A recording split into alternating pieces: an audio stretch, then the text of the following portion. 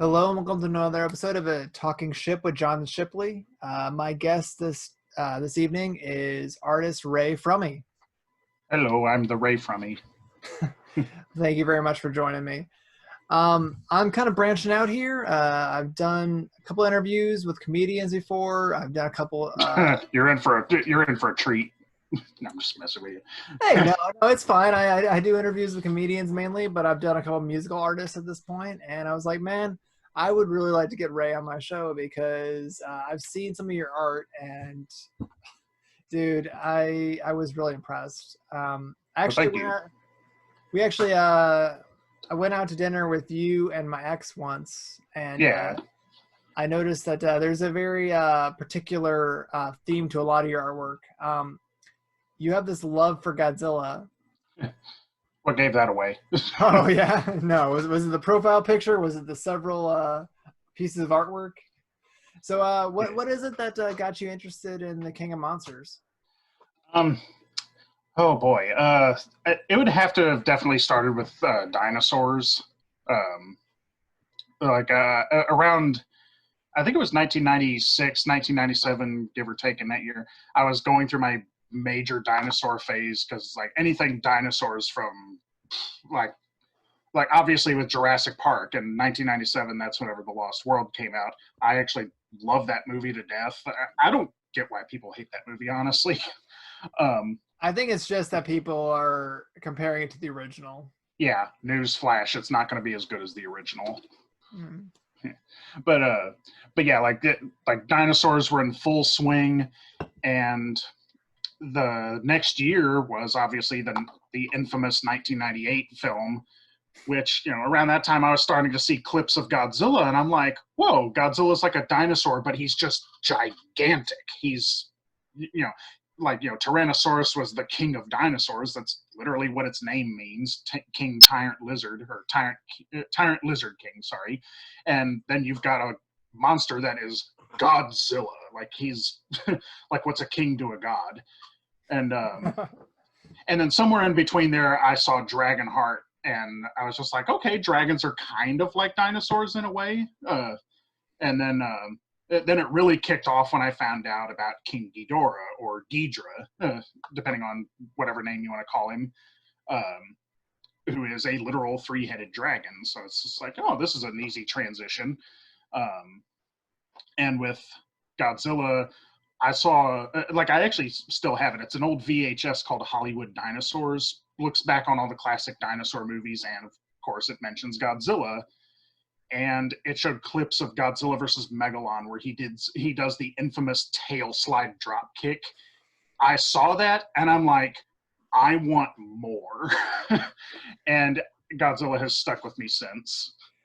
See, when you mentioned that during our conversation over dinner, I was like, man, I would really love to nerd out and discuss Godzilla with him because I grew up with Godzilla. I had the old NES game. I Nice. had one of my gifts, I think it was like in 5th grade, my godmother gave me the novelization of Godzilla 2000, and so I read that thing front and back. But dude, I love Godzilla, and Oh, nice. I was just super pumped to get a chance to talk to you more about some of your artwork. How long have you been doing this? Creating artwork professionally. Professionally, I kind of use that term loosely. I've talk yourself up. You're professional. Yeah, I reserve that term for like industry artists. But I guess technically it's a profession. So I've been doing it since about 2010. 2010 is whenever I started doing conventions. That was G-Fest. I forget which number that was, but I know it was G-Fest in 2010, which is a Godzilla-themed convention. It's just like it kicked off from there. It's like, I mean, not to brag, but I made a good chunk of money. Like I brought in like 7 prints, and I sold out like half of them, and I'm like, I was just kind of laughing because I'm like, my dad would roll in his grave if he found out how much money I made this weekend. But yeah, and I'm just like, I've got to stick with it because I had such fun. People really liked my artwork. I just enjoyed every minute of that weekend. And last year was my 10th year in a row at G-Fest, and best one yet. So it's just gotten bigger and bigger and bigger. You know, and I gotta say, you know, hats off to you, because you are doing something that you love doing, and not kind of bowing to convention, doing something with your life that you really enjoy, and that is inspirational in itself. So one thing that I want to bring up with you, are you familiar with the author Brad Warner? It sounds a little familiar. So he is kind of an eclectic author. He's one of my favorites. I love a good autobiography kind of thing. And he's an author. He's a punk rock musician, but at the same time, he spent like part of his life over in Japan, where he was in costumes for Ultraman, really? doing some of the monsters. And I'm like, oh man, I would love to bring this up and have Ray kind of look into that, because he just talks about the whole experience and his book Hardcore Zen. Nice. Just about how like he was a Buddhist monk while simultaneously, you know, being the monster of the week on these Ultraman, shows. Yeah. Ultraman, like I do have some knowledge with Ultraman. I've been recently getting into it. I've been into it for a few years, but especially now that Mill Creek has been releasing all of their, like, long story short, Super Aya Productions was in a major lawsuit that they had with the rights over the original Ultraman, and I think all of the series up to Ultraman 80, I think, like a lot of the old Showa era Ultraman series were tied up in limbo because of this lawsuit, because it's like the very infamous name, Sompote Sans, I believe it is. Like he kept claiming like, oh yeah, like Super Aya signed over the rights and everything. Like I helped make Ultraman and everything. And really all he had the rights to were distribution rights, no creative rights, no ownership rights kind of thing, just distribution. And long story short, they finally won that lawsuit, and now they've been able to properly distribute the original Ultraman series. So it's like all of them are getting Blu-ray releases. Some of them have never been released in the United States before, like Return of Ultraman. Do you have any kind of like favorites among the ones that we've seen in the States, like ones that have kind of like had like an Americanized release? Well, it's kind of limited. I mean, because so far I've seen just the original Ultraman, Ultra Q, which was actually not an Ultra series, but it's kind of in that universe. I'm not saying just strictly Ultraman. I'm talking like, you know, Ultraman, then you have like Power Rangers, the Big Bad Beetleborgs, like all that kind of Americanized. My sister was really into Power Rangers at the time, and that was kind of in an era where I really did not like anything that she liked. So it's weird that I never got into Power Rangers as a kid, because it's like you'd think I would have, but it's like, no, my sister liked it too much. It seems like it'd be in your wheelhouse, but yeah, and in recent years, it's like I've been warming up to it, because I'm like, man, I was missing out on stuff. Well, if you haven't had a chance to see it yet, have you witnessed Big Bad Beetleborgs? That is the one that I do. I didn't remember watching it a lot, but I definitely remember the theme song. Dude, it's got a catchy theme song, but it's like the weirdest Sentai kind of group that I've ever seen. It's like, oh, hey, we go into a haunted house and we press like an organ, and summon like a Vegas type Elvis that gives us powers. Yeah, I remember that. Like, what was his name? Like Flabber or something like that? Yeah, it was like Flabber. Yeah, it's it's Flabber! Oh wait, wrong movie. Yeah, it's like they summon the villains of the Big Bad Beetleborgs to fight them, but at the same time, there's just a bunch of kids hanging out with like movie monsters. It was a great series. Oh yeah, it's one of those shows that kind of embraces the cheesy aspect of it. So I've seen a bit of your artwork. I know that you work, you do a lot of prints, but you also deal with like Perla Beads. What kind of Oh, media do you normally use? normally I would say I'm just an illustrator because I like drawing, painting. Um, like I originally just started just doing drawing, then kind of learned how to do ink work.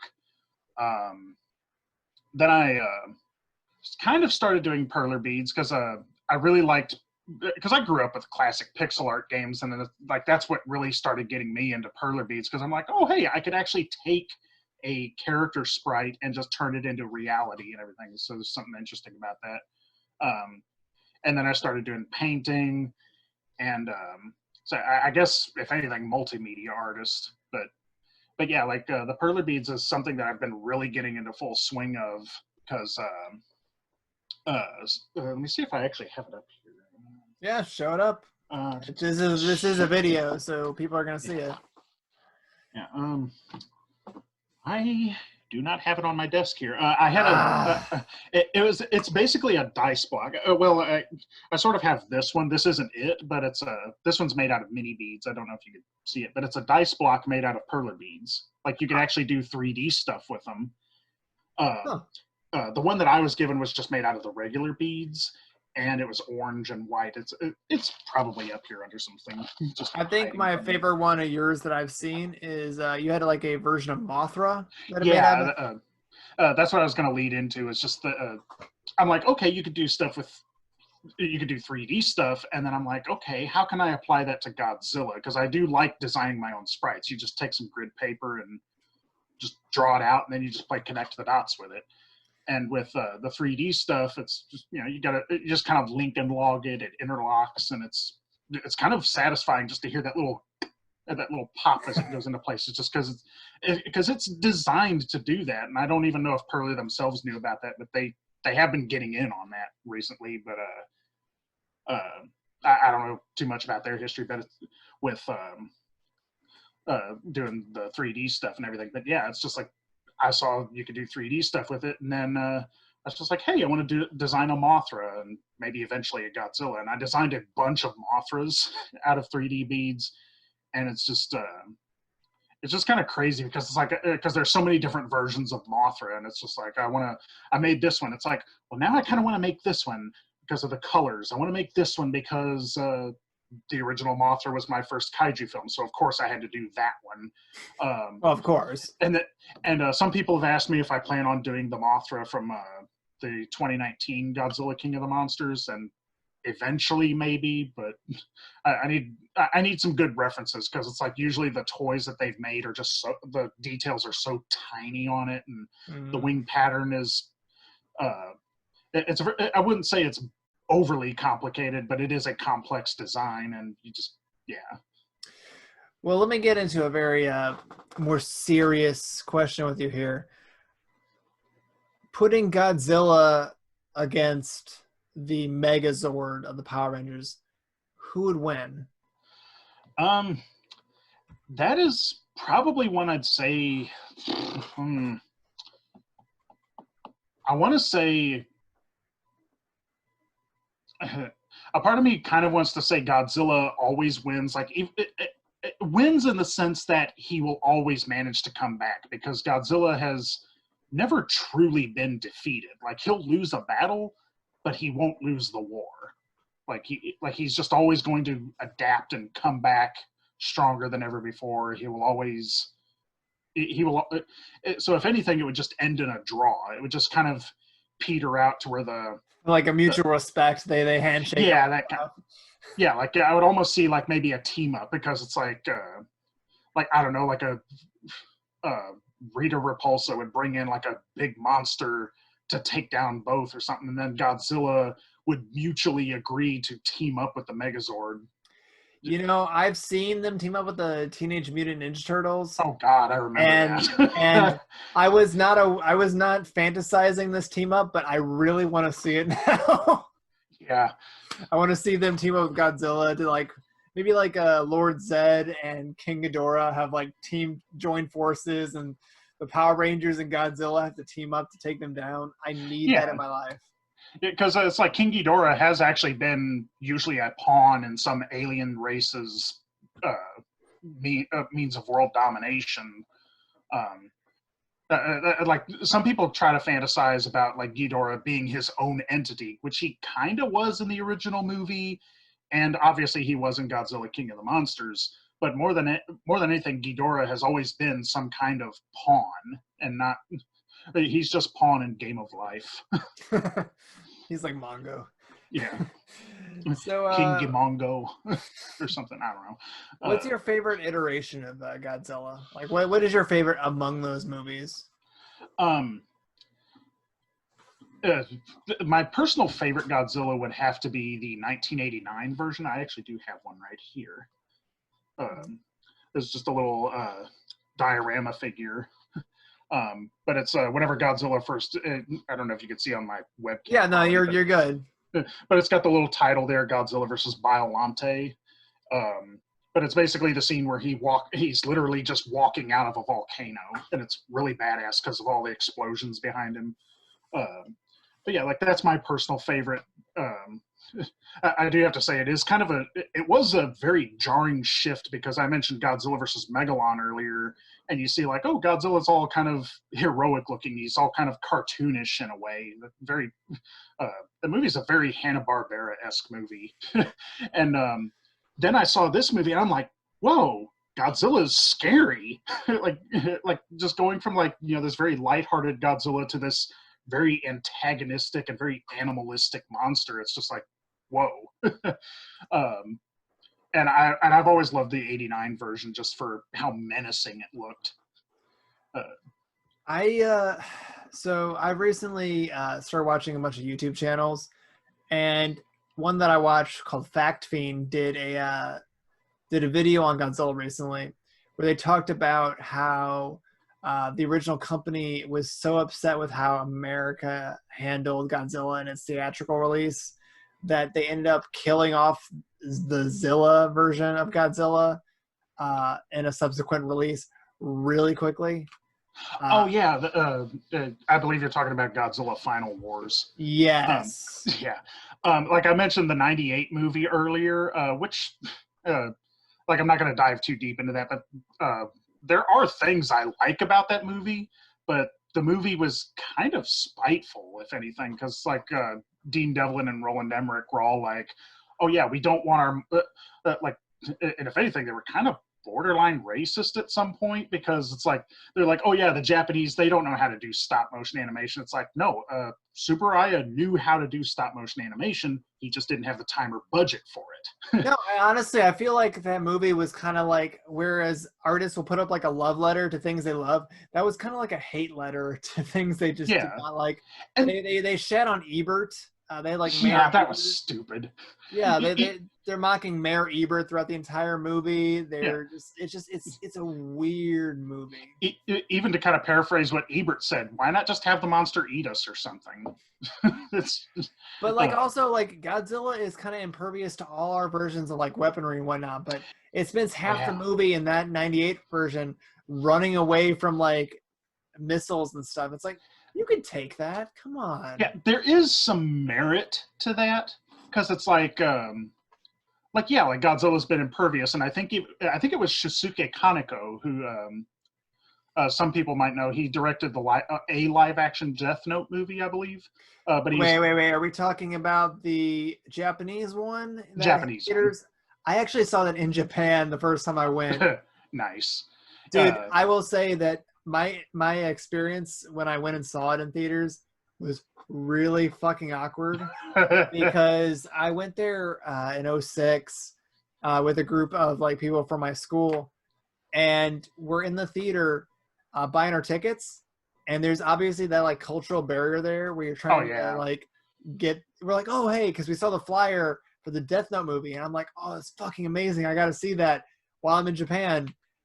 And the lady at the counter, she has like this piece of paper, and I pay the money and we get our tickets, and she keeps motioning and like saying something, but none of us speak Japanese. And we're like, we're not getting what she's doing, because she's pointing this piece of paper and then she's pointing to another spot. And eventually it clicks. We're in one portion of the movie theater. The other portion is across the street where they're showing the movie that we're gonna see.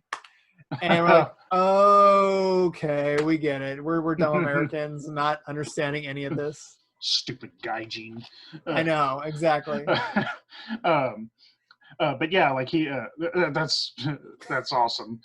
But yeah, like Shinsuke Kaneko, I believe, said something along the lines of like Americans have a hard time believing something can't be destroyed by their military weapons or something like that.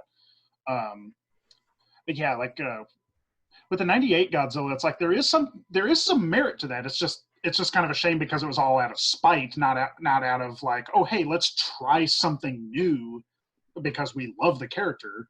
Like, let's try something new just because we want to give the biggest middle finger to the original series and stuff like that. Like Godzilla outrunning military weapons. That's kind of a cool idea. It's just, and the trick is you just gotta hit the damn thing, and you can't until they trap him, which, you know, I don't know. It's just such a weird movie because it wants to portray the monster as intelligent, because like, especially like the submarine battle, like, you know, it's dodging the torpedoes, it's luring them back to the submarine, and it even just kind of guts the torpedo or the submarine open with its spines. And I thought, hey, that's really cool. He's actually using his extremities as a weapon. He's using his spines as a weapon, like, you know, arguably his most iconic design feature. And but then it just kind of chalks up to the American critique of just like, oh, it's a big monster, it's just clumsy. So did it really mean to do that? Did it know that the torpedoes were following it? It's just like, it's just a matter of like, you know, clumsy versus clumsy or something like that. Like, you know, it's like, yeah, it's just such a weird movie in that regard, because it's like, because like I said, they just did not really care. They were just like, yeah, we just want the paycheck. What do you think is the best American adaptation that we've got? Like, I know the '98 one is kind of universally kind of shat on, but do you like these newer releases, like the Bryan Cranston one and the subsequent one with Millie Bobby Brown? That is actually kind of a mixed bag. Like 2014 at least showed, like, you know, you know, like, here's people who get Godzilla. And then the movie, it's like, you know, a lot of people were just like, oh, Godzilla's barely on screen. It's like, yeah, just like every other Godzilla movie. But it's like it was an okay movie. It was serviceable. Godzilla King of the Monsters is one of those movies. It's the best way to describe Godzilla King of the Monsters is, at least from my perspective, is it's a movie that was made by people who only watch the Godzilla movie for the Godzilla scenes. Because I try to watch the movie, and it's like there are times the characters are not terrible, but there is just some underlying subtext of just like, okay, let's just get the characters to say something, move on to the next monster scene, move on to the next monster scene, move on. And yeah, and then the movie just kind of throws the whole nuclear allegory under the bus. So I'd say, yeah, like they try to say like radiation heals the environment. No, it doesn't. Wait, what? Yeah. And people keep saying like, well, radiation's natural. It's like, yeah, it is, but I don't recommend drinking nightshade. You know, it's natural, but poisonous. You know, I wouldn't do it. But yeah, it's just kind of this whole, and it's not even like pseudoscience really. It's just like actually understand what Godzilla stands for, like, or like, and spoiler alert for anyone who hasn't seen it, which, you know, it's been out for a year. You should have seen it by now. Right. There's the scene where Dr. Serizawa, played by Ken Watanabe, he sacrifices himself to resurrect Godzilla, who's like, had the wind knocked out of him. He needs a nuclear recharge because he's a creature that somehow metabolizes radiation. Cool idea. And then it's like, but they revive him by setting off a nuke. Like, yeah, you send the Japanese guy in there, or the Japanese guy goes in there to set off the nuke, which there is something poetic there. There is something that could have some dramatic weight to that, but it's just kind of haphazardly handled, where it's just like, you know, you got to have some dramatic weight to it. Like, what's the drawback of using a nuke to revive Godzilla?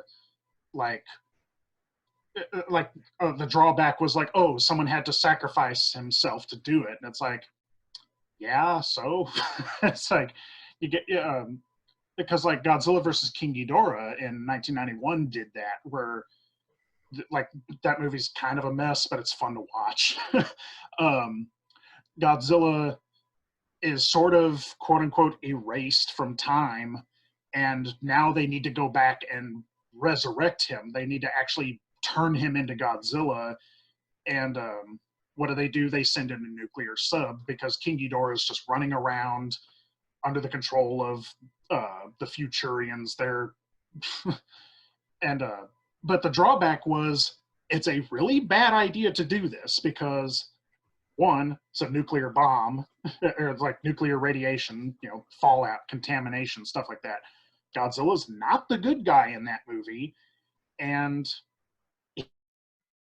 by the time he was already turned into Godzilla, so they really just kind of played a very, very dangerous game of, there was an old lady who swallowed a fly. And it's just, and yeah, like King of the Monsters just did not have that dramatic weight to it. It's like, you got to have some kind of drawback to doing something like that. Like, you, because again, this whole like the whole concept of the character was, this is the horrors Japan experienced with Hiroshima and Nagasaki.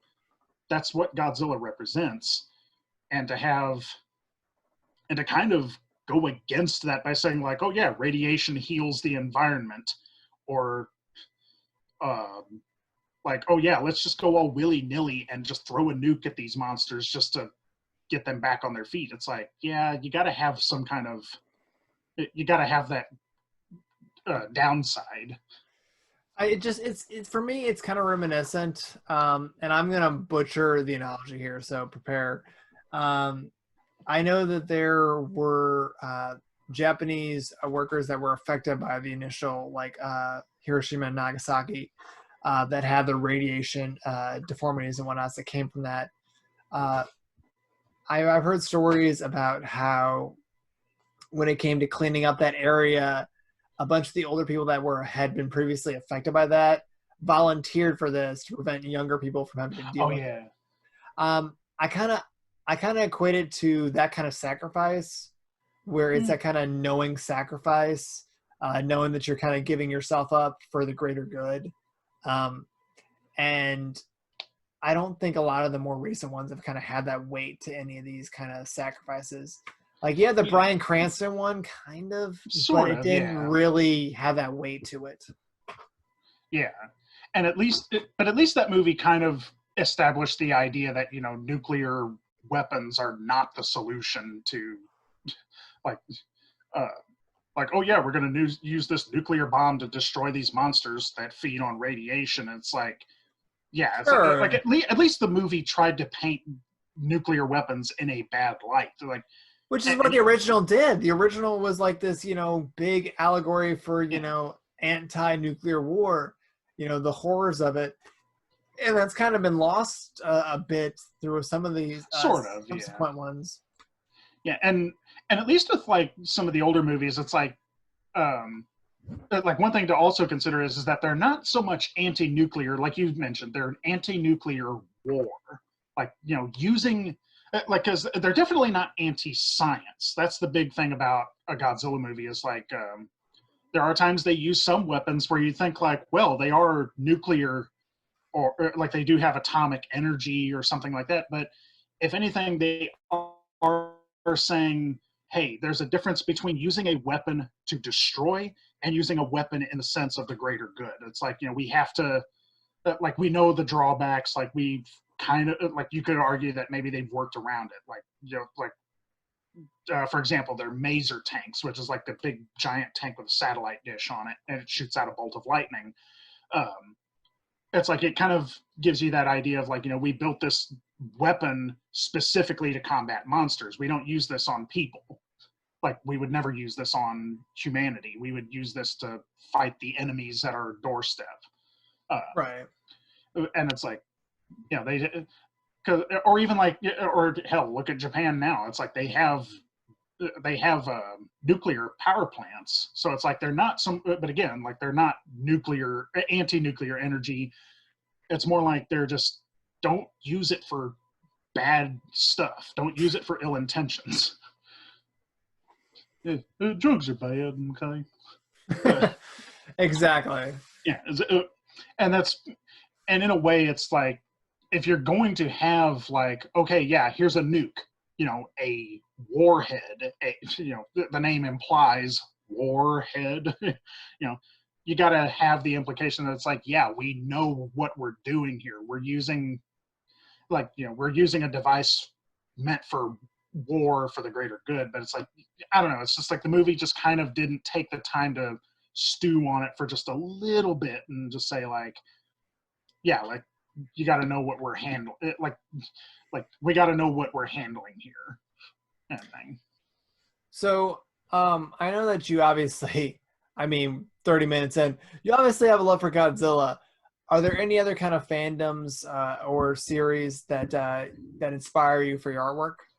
Well, obviously I mentioned Ultraman and by extension, you know, like Super Sentai, Power Rangers. It's like, I mean, I'm not into them like I normally would, because I'm more into the giant monster aspect, but not so much the giant hero, but you know, or the heroes in this case. But it's like, but Ultraman, I've been really getting into Ultraman just because it's like, okay, yeah, like we've got because like we still have some monsters that are like Godzilla, and it's and yeah, it's like, it's kind of a I lost my train of thought with that. But yeah, like I've just been recently getting into Ultraman because of the Mill Creek DVDs or Blu-rays that they've been releasing, and those are really good, by the way. Ultra Q, I definitely recommend if you like anything like Twilight Zone or Outer Limits, you would love Ultra Q. Yeah, Ultra Q is actually really good. It's like it's classic black and white, and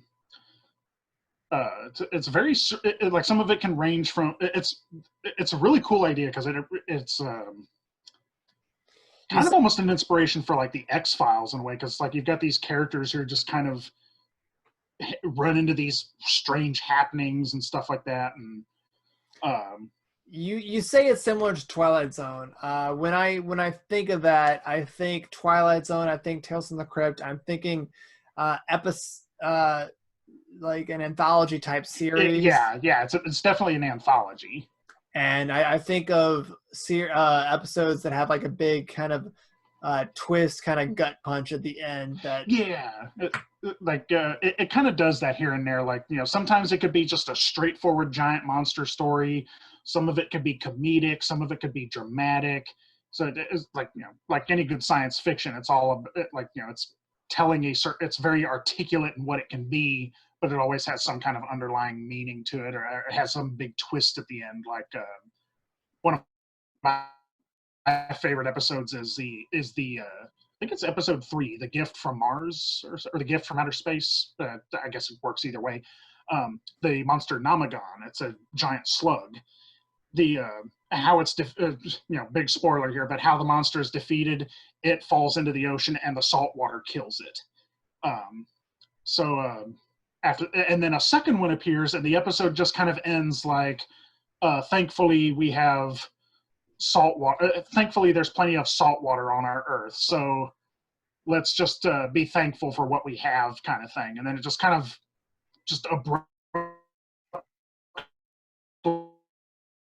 like, maybe we should not be taking little things like that for granted, because if it hasn't been implied, a lot of kaiju material is very environmentalist.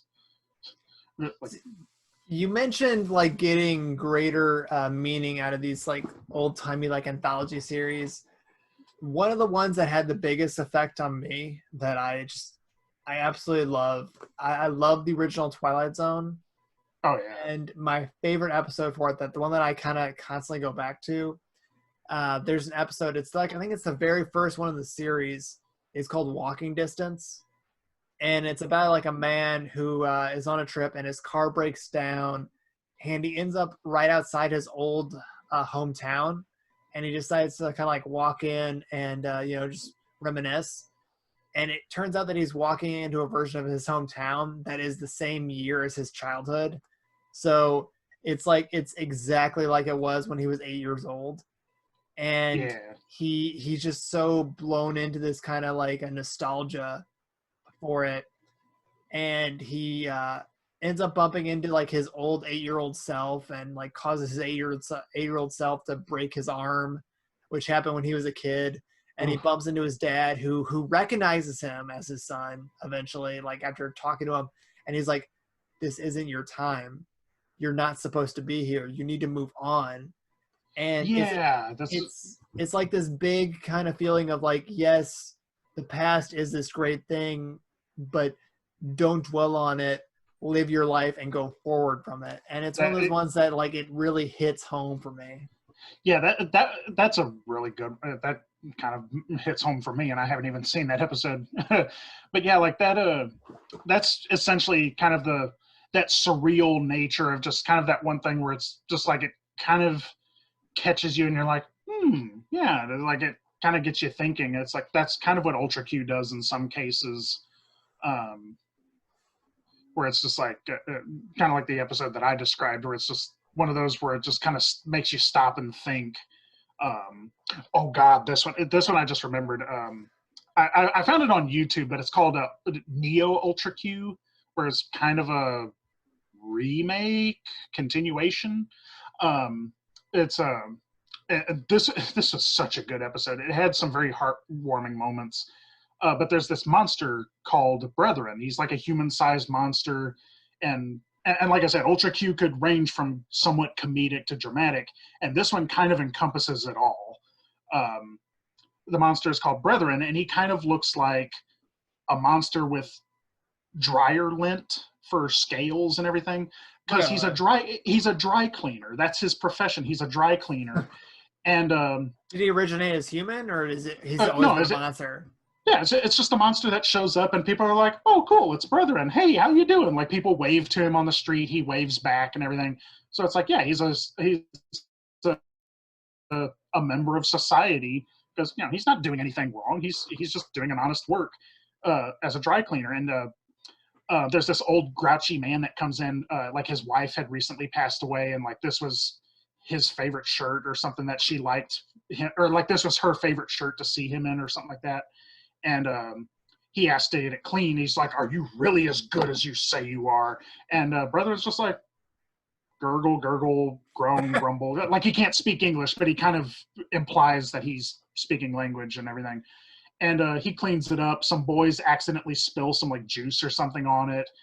The guy gets really mad at him, but then the monster, he's so nice. The monster is so nice. He just comes by his house, cleans it up. Like he basically just, kind of like, how Godzilla uses his atomic breath. He has like a soap sud breath, and he's just like, bleh, and he cleans it up. And then the old man is just like, "Well, thank you. You are a good monster," and everything. And then the episode ends whenever some politicians come in, or some scientists and politicians come in and say, "Brethren, can you please cleanse the earth? Like clean up the earth," because because in a way it's like each of these tasks gets bigger and bigger. And they're like, "We need the earth to be clean." And the episode, it's just one of those where it just makes you think like this was kind of my reaction whenever I saw it. He basically, it's just like he's charging up, and then it cuts to a shot of the earth, and then it's just like, blip, it's just covered in soap, and then the episode just ends. And this was my reaction to it because of how abruptly it ends. It's just like, that was it. And it's just that implication of cleaning the earth, and it's just like what'd he do? It's just it kind of reminds me of the old time like science fiction trope of computers misinterpreting rules. We need to clean humanity. Well, the only way to like fix humanity is to end it. Yeah. Um, which, I mean, this is topical, but a lot of people keep saying, and like this kind of ties in with Godzilla King of the Monsters as well, because that was one of the elements of it is eco-fascism of like a lot of people are like, with the coronavirus and everything seemingly kind of clearing up, like, the like ocean way, like beaches have turtles coming back and laying their eggs in peace because there's no one there to bother them. There's the canals in Venice are kind of clearing up to where you could like, and then everyone's just like, oh, humans might have been like, maybe humans are the virus. Maybe the coronavirus is the friends we made along the way. Like some of that hippy dippy bullshit of like, are we the virus? It's like, no, we are not the virus. We are not a mistake. Like, I want to make that clear. Humans are not a mistake, but we have made mistakes. I love the thought that we have this kind of delusion that, we will always be here, and we won't. No. Humanity will eventually get wiped out, and the planet will move on. It will be fine without us. Earth does not need humanity. Like, it is clearly shown that, we've built these things, we've done these things, we've done a lot of damage to the planet. Yeah. It will survive. It will move on. Yeah. It will forget us. Yeah, it will adapt in some way with or without us. Because, like, that's the big takeaway of any kind of man versus nature kind of movie, is that eventually you realize man and nature are not separate. We are a part of nature. So it's just, it's like, like you said, it's like, nature will, or the earth will move on without us. It will move on with creatures that are alive now that won't be alive in centuries from now.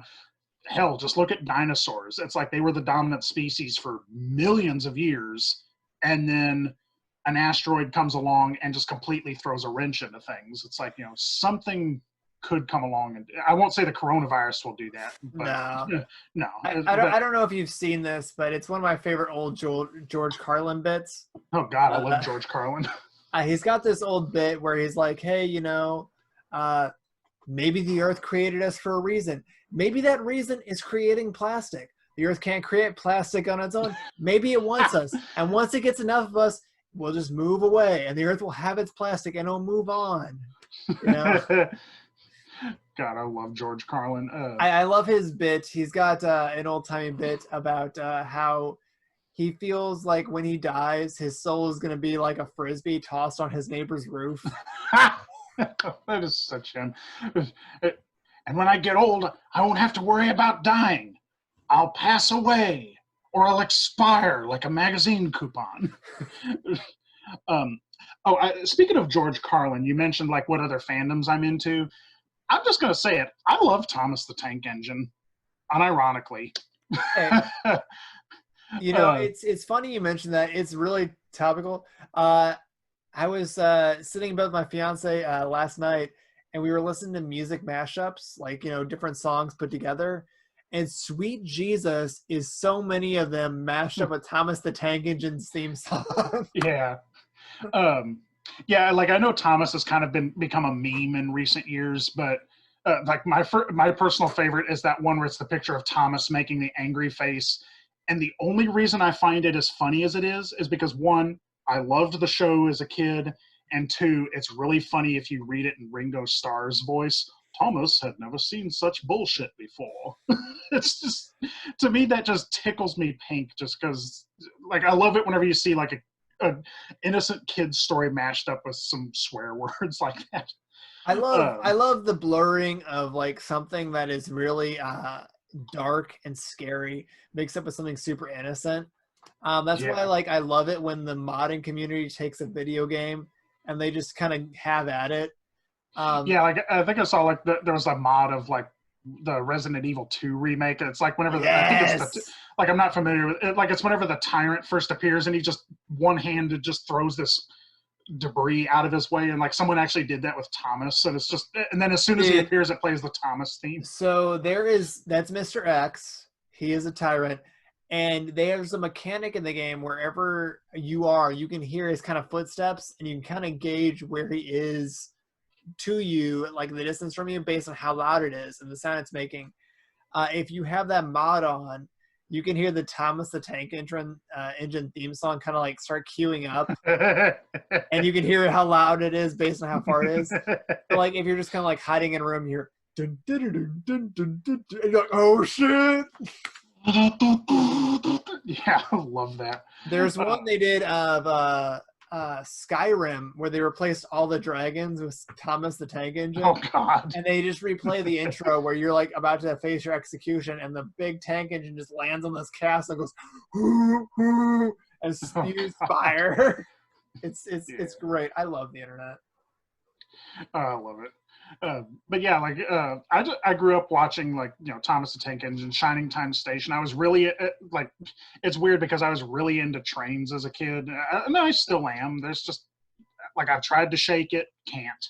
Like every time I see news about like, oh, they restored this old steam engine, and it's like just seeing it in action. It's just there's something about it that's just so beautiful to me, and it's just it's like.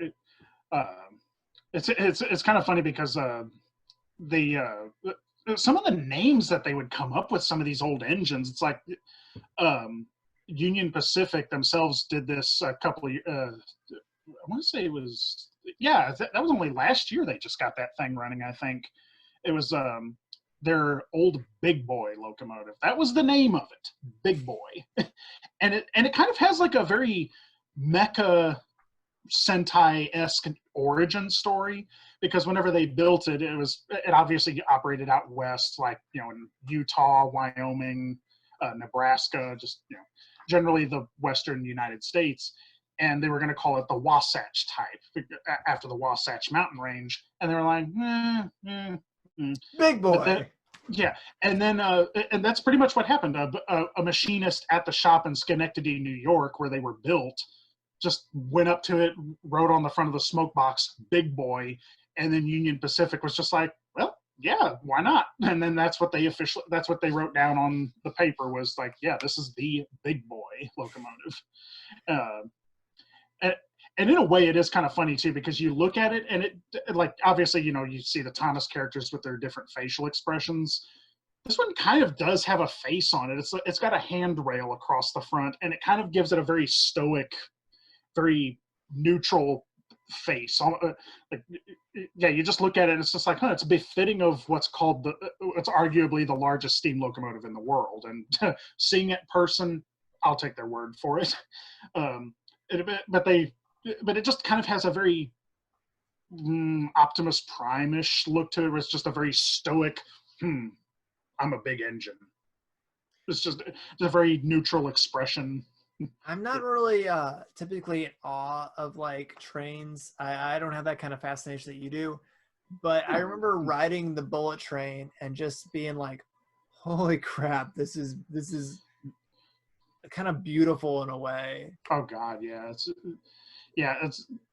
and even that, it's like, you know, I'm more like, obviously I lean more towards, you know, nostalgia with steam locomotives and everything. Right. But yeah, like the Shinkansen or the bullet train, it's like such a gorgeous piece of technology. Like, I saw a documentary on that, and it's more than just a train that moves fast. Like the design elements, like they modeled like like they had to model it after birds or something. Like the bullet nose, like some of them, the bullet nose was modeled after the kingfisher or some kind of kingfisher bird. It moves silently too. Like, it doesn't create a lot of wind. So crazy. Like, yeah. It's like, even as it approaches the station, standing in line waiting for it to arrive, if you are not paying attention, it could arrive and you not know. Yeah, it's just crazy how tight the design is on it, and even like whenever it rounds a curve, it's got like hydraulics that actually keep it balanced and everything, so it doesn't just fly off the track, and to keep the passengers from getting thrown around. It's such a it's such a very high-tech piece of equipment. It makes you wonder why we don't adopt it yet. I don't know. Because it's efficient and we don't do things efficiently. True. So I gotta ask. You've mentioned how you do a lot of conventions and whatnot. How are you adapting to life in this Corona apocalypse that we're in? Help! Help! no, uh, it's so weird because it's like sometimes I've had like the bad convention here and there. Well, two in particular, but which were both in Memphis. Shots fired. Yeah, shots fired. I'm make it rain. I say, like I'm not like no. Memphis is nice, but it's just you got to make it worth my time, guys. But it's, and I've said like I'm not going back there, but it's like these are conventions that are. I mean, I guess I've kind of accepted it. It's like it's kind of cathartic because I'm just sitting there like, well, what am I going to do about it? It's like it's canceled. There's nothing no one can do about it. Right. So it's like I just kind of accepted that, and then I mean, yeah, obviously it hurts because it's like I wanted to see some people that I know there. It's like putting aside like the income thing. It's just a big matter of I like seeing people. Sometimes it's like I'm extremely introverted, and sometimes I'll be like I hate people, but no, I enjoy interacting with people. Like what I'm doing right now. I love doing that once in a while. I love talking about stuff.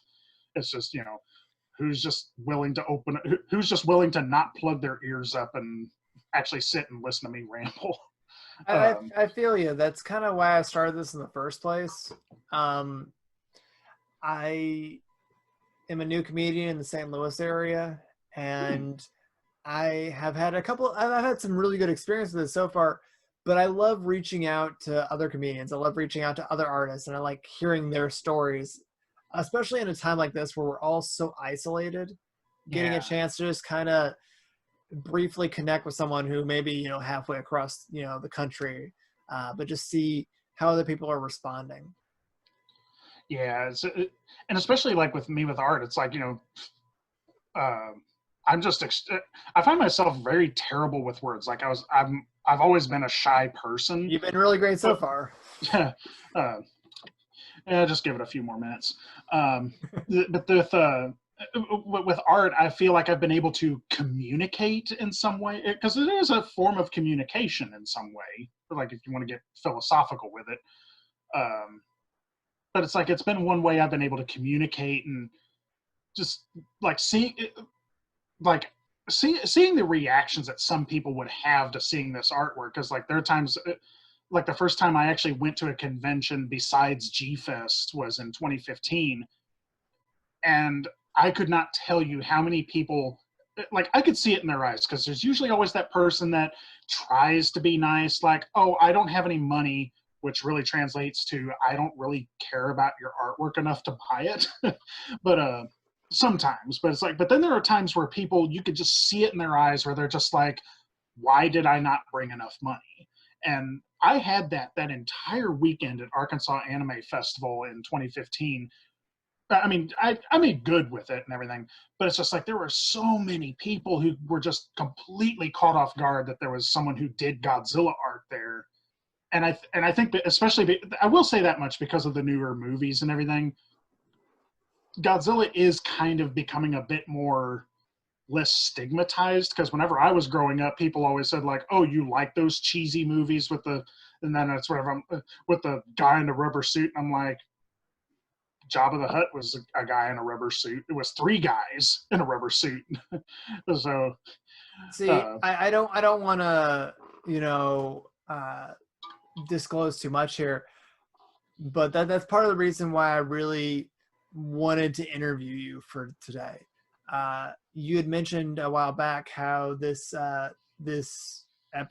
pandemic has kind of affected you negatively because you had all these conventions planned, and with those canceled, like what are you gonna do? How are you gonna get yourself out there? And I'm like, well, I don't have a lot of money necessarily, but I'd love to have people hear you and hear your love for your passion for this art, and maybe share some of it and get some buzz that way, because sweet Jesus, I've seen some of your art. It's I'm not blowing smoke up your ass. It's really nice, and I'd love to promote it if I can.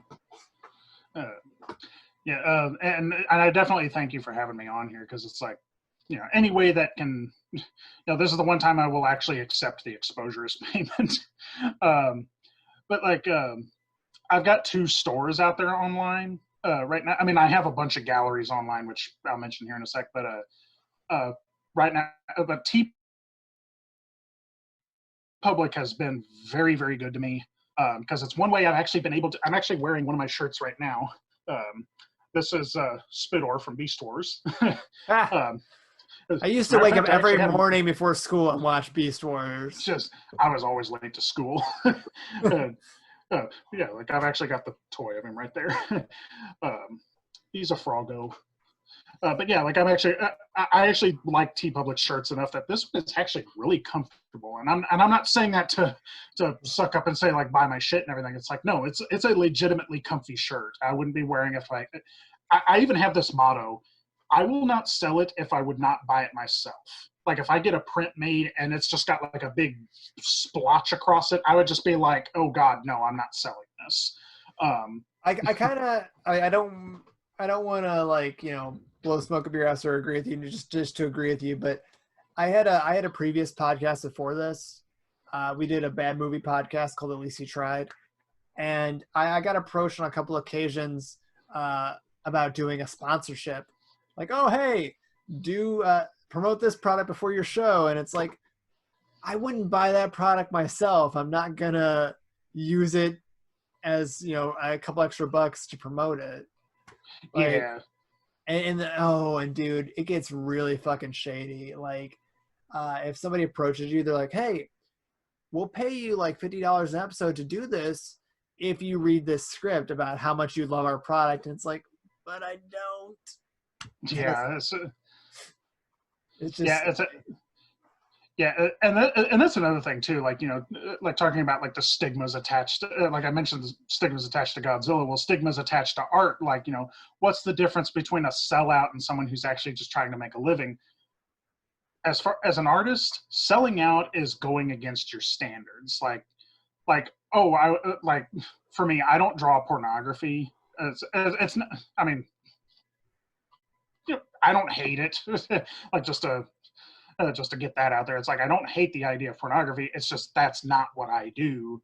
And I'm not going to compromise my standards by saying like, hey guys, I'm opening up Rule 34 commissions, have at it. But it's dude, like, so one of my favorite artists online, I used to, like in high school, I used to love this online comic called VG Cats that would spoof a different video game. Yeah. VG Cats, they'd spoof a different like video game every week, and I used to look forward to it so much. And in recent years, I guess they've kind of fallen into that trend where they stopped doing video games and they started just doing pornography. Yeah, I heard about that. Like I was like, why is he not updating? And then I found out like, oh, he's doing pornography stuff, and I'm like, because that's where the money is. Yeah. He wasn't making money, on his video game spoofs. It was about the pornography, and I'm just like, whatever. Yeah, and it's like, it's like, like I said, I'm not against it. If that's what you want to do, then that's what you want to do. But it's like, I'm just not gonna. Honestly, the reason I don't want to do it is because I don't want you opened up with like, oh, you have such incredible Godzilla art and everything. It's like, I kind of want to be known as a guy who draws monsters and stuff like that.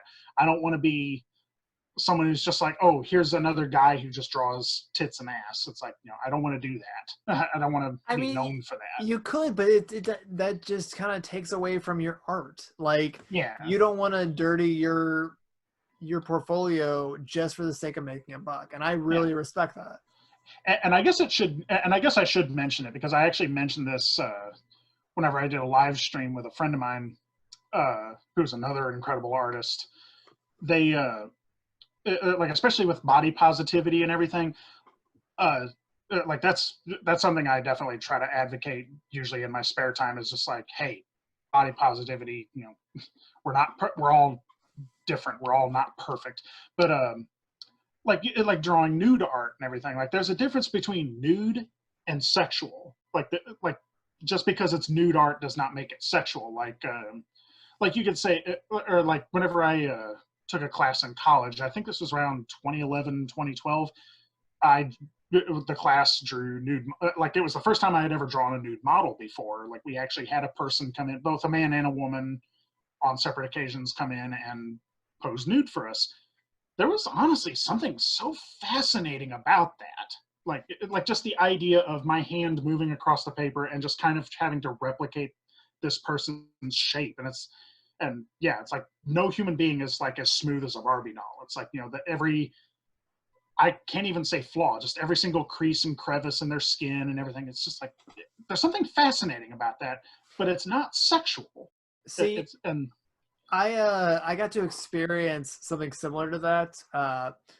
A band that I came across a couple years back, this band called the Red Paintings, which, first off, if you haven't heard them, definitely check them out. The lead singer had a seizure a while back and has synesthesia, so his sense of sound and vision is blurred, which leads to some really interesting sounds.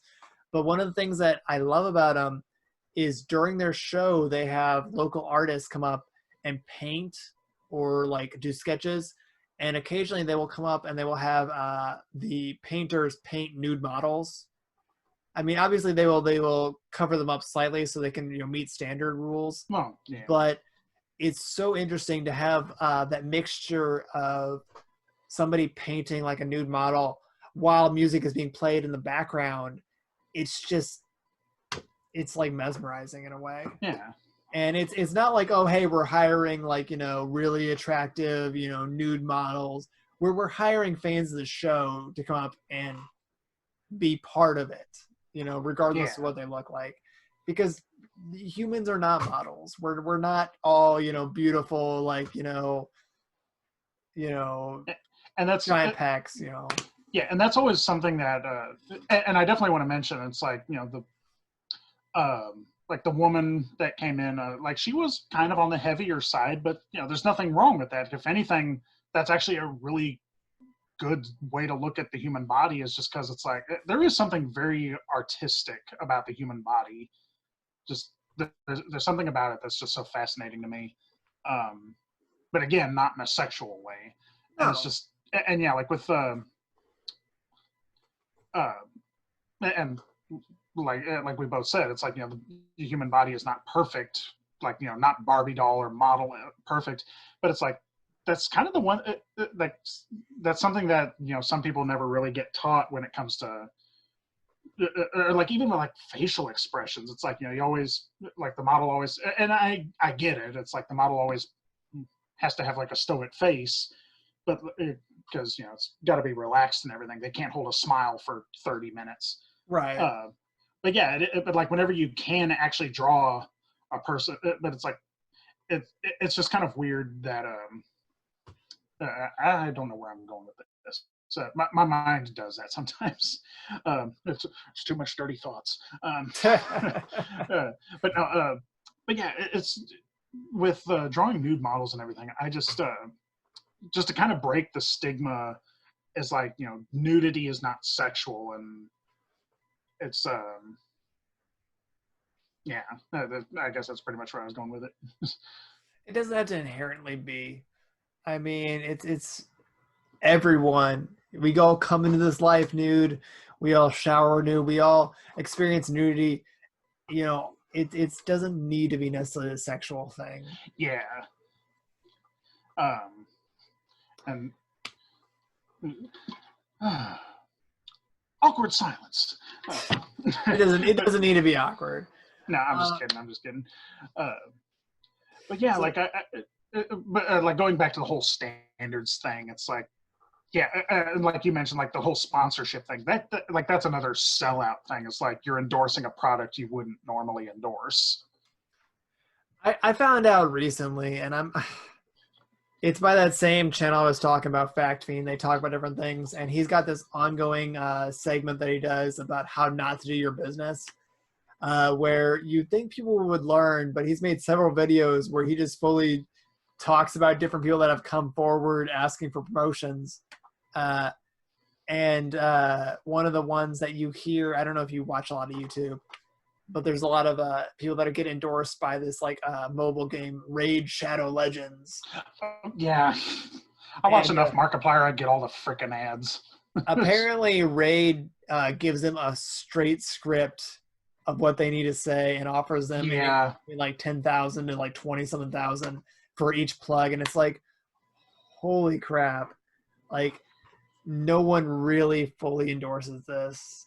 And yeah, because I look at some of these ads and I'm like, there is no way anyone is that excited for this game. Oh, sweet, this mobile game looks amazing. No one cares. Come on. It's like, there are some mobile games I've actually had to take off my phone just because they keep showing too many ads. Like there was one game that I really liked. It's called Wordscapes.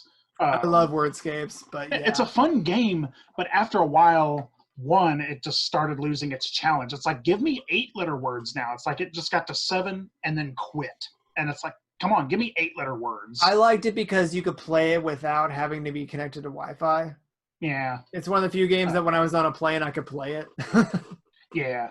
But I quit playing it. And like there was another one, Word Stacks. It was made by the same people. And it's like, I just quit playing it just because like every time I'd beat a level, I'd have to sit through like 20 seconds of ads. And I'm just like, okay, I don't want to do this because I'm just breezing through these levels. I'm getting ads left and right. And I'm not getting the challenge out of it. Yeah, like and ads, and that's another thing too. It's like whenever I see a movie, like I remember watching, I think it was the ID channel or something, Investigation Discovery, who doesn't watch that? And they kept advertising this one movie, and I swear to God, I'm like, I swear during one commercial break, they played an ad for it twice, and I'm like, they really want people to know about this movie, don't they? Movie came out, and it bombed. It didn't do well, and I'm just like, yeah, that's because you dumped all the money into the advertising and not into the movie itself. See, and I love it when I kind of come across an artist that doesn't kind of sell out like that. Whether it be like an artist like yourself or whether it be like a video game company that really believes in their product. One of the games that I really love, I don't know, you probably heard of it, Cuphead. Oh yeah, of course. I love that they were given the option to release their game earlier than what they did, but they did not want to put out an inferior product because, they had more to give. And I love it. I love hearing stories of people that don't buckle just to do something for the paycheck. That they want to put out the best that they can. Yeah, and I love that.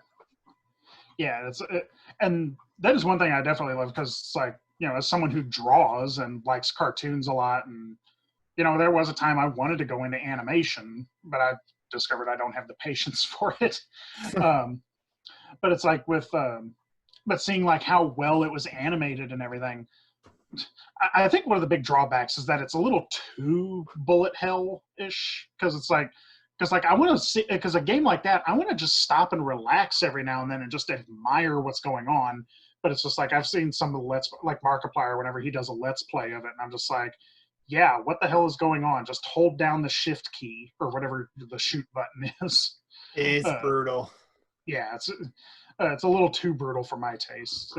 And again, I know people who are just perfectly fine with that, but not my, dare I say, not my cup of head or tea, whatever. Well, you did say you like comedians on the show. Hey, that's my bread and butter right here. That's the normal guest. Yeah. So, we'll go ahead and wrap up here, though. Ray, where can people find you on social media? Where are some of these shops that people can see some of your works? A lot of my galleries, like if you go, pretty much if you find Almighty Rayzilla, and I don't know if my icon's showing up on the thing or not, it's like okay. I was gonna say, if you see that icon, you come to the right place. I'm on DeviantArt as Almighty Rayzilla. It's just all one big chunk of letters. And then if you find that, you pretty much find everything. I'm Almighty Rayzilla on Instagram, Tumblr. I mentioned TeePublic earlier. That's one of the places where you can buy some stuff.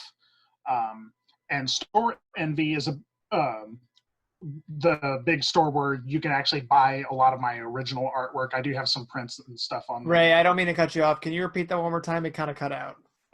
Store Envy. You can actually buy some of my original artwork on there, and you're buying from me directly. Like TeePublic, you're kind of buying from a middleman. It's like I put the artwork up there, you buy it from them. With Store Envy, you're buying it from me directly. Well, that's really cool. Yeah. But like I said, I try to link everything together, so if you find one, you find the other ones. So, yeah. If you find Almighty Rayzilla, there's a 90% chance it's probably me. Well, I'll go ahead and attach links to those on this episode so people can, have easier access to your stuff. But I'd really like to thank you for coming on tonight. It's been a great conversation. Probably one of my favorites. I do love talking obscure stuff. I love talking monster movies, and this has been a great treat. Oh, thank you for having me on here. It's always it's always a treat for someone to just be like, "Hey, Ray, say something about Godzilla," and then they don't tell me to stop talking. Hey, I love my favorite thing in life, and I say this without trying to, with no ulterior motive. I love hearing people talk about stuff they're passionate about. Yes. And that's one of the reasons I really wanted to have you on. Oh, well, thank you. Because I definitely advocate for it. Like, I do want to mention, like I mentioned earlier, there was seeing people at conventions. Someone had actually bought one of my Perla Bead Mothras, one of my 3D Mothras, and the mother was just completely like, "Oh God, will he not stop?" I'm just like, "Hey, I was the same way," and I was just intently listening to this kid because this kid had so much drive in his system. He showed me some of his own drawings, and I'm like, "Kid, stick with this because I expect to see you here behind the table in a couple of years," because this kid was just so passionate, and like you said, I love hearing that. So I used to work for the school district nearby as a para for kids with special needs, and I worked for a brief amount of time. I can't really go into specifics, but I worked with a kid with Asperger's, and he was very much into dinosaurs. Yeah, he knew more about dinosaurs than anyone I knew, and more than I could ever find out. But this was his obsession. I loved having conversations with him about this because he would just light up about discussing that thing that he was so passionate about. And I love having conversations about like something like that with people that love what they're talking about, whatever it is. Like, I mean, I heard a phrase a while back that everyone that you run into every day, everyone that you bump into knows something that you don't. Yes. And I love finding out what that is. Yeah. And for me, it's like whenever you see someone who's just being happy, don't take that away from them, because especially nowadays, they're like the world is dark enough as it is. Don't make it any darker for them, because whenever you see them really happy, let them be happy, because the world, they need that light in the world. They need that moment of levity. Well said. Well, Ray, thank you very much for joining us tonight. It has been a great interview. And, hey, if you ever feel inclined to join us again, I'd be more than happy to have you on. I would love that. Thank you for having me. You have a great night, Ray. You too.